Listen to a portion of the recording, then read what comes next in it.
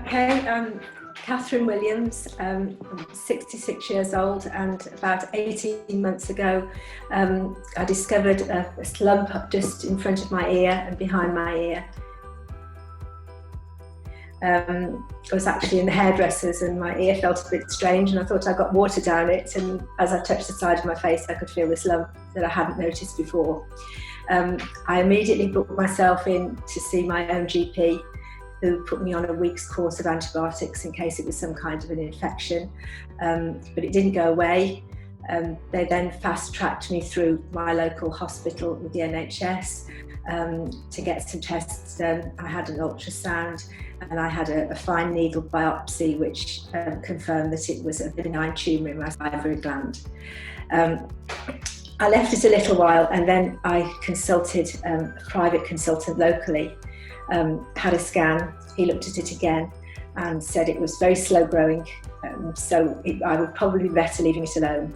It would take 10 to 15 years to grow, so he said just leave it alone and let me know if it gets any bigger. I did leave it alone and I tried to forget about it, but I could feel it all the time. I was always conscious of it. So that's when I asked Professor McGurk for a second opinion. I contacted him, I tracked him down doing my research about these kind of tumours, and contacted him. Then I went for an MRI scan, and then I went to see him personally, and he explained how he would be able to make a hologram of my tumour so that he didn't have to remove the whole salivary gland. And then we went ahead and I had the operation about 2.5 weeks ago. It was just one night stay in his London hospital, and really I'm not back at work or anything, but I've made a really good recovery. I have got a bit of a lump on my neck, but it's not very noticeable, and I've been left with a little bit of weakness over my eye and here, but that's just a little bit of nerve damage which will apparently right itself in a couple of months.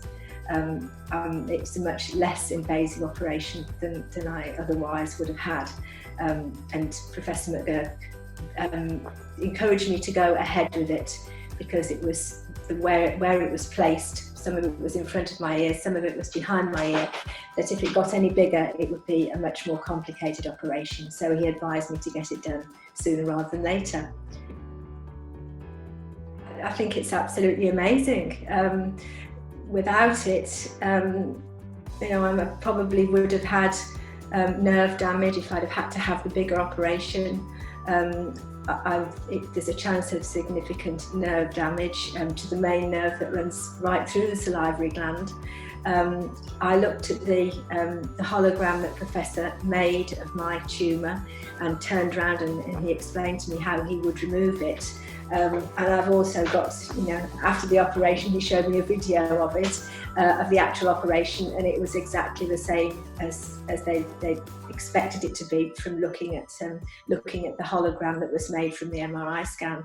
So, I consider myself very lucky to have found him and been able to do it like this. Otherwise, I think if I'd have had to have a bigger operation eventually, it would have messed up my life really. Whereas this one, it's a hiccup, and I'll be able to go back to my normal life very, very easily, and no one will ever know that I've had anything done. The scars are minimal, they're behind my hair. So yes, I would definitely advise anyone to have a look at that procedure. Just move on it really.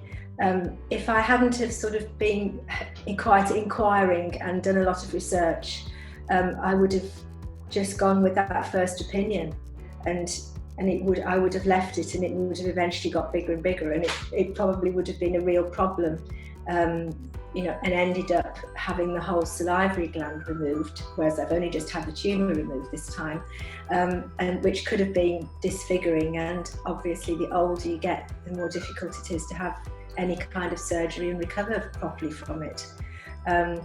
So I would always advise everybody to seek a second opinion, which is what I did. And I was just fortunate that I managed to just, Professor McGurk came up on a Google search with salivary gland tumours, and the whole thing went from there.